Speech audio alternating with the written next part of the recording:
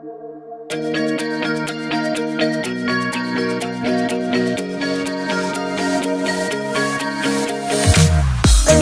бабаларым бес қаруын сайлаған, ұшына ақ найзаның көк байрақты байлаған.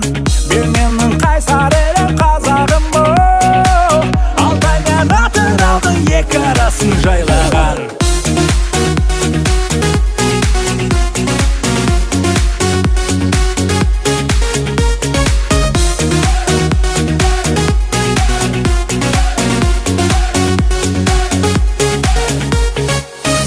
Балта садақ найза қылыш ұстап қолына, ақ сарбаз құрбан шалған адалдықтың жолына.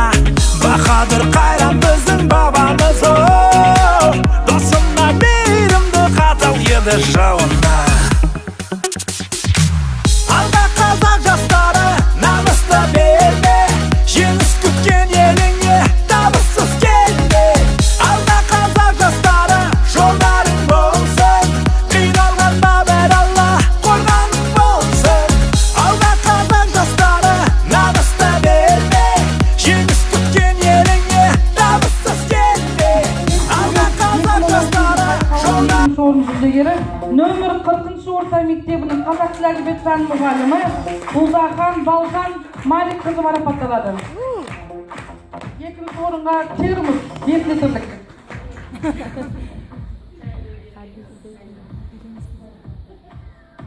Енді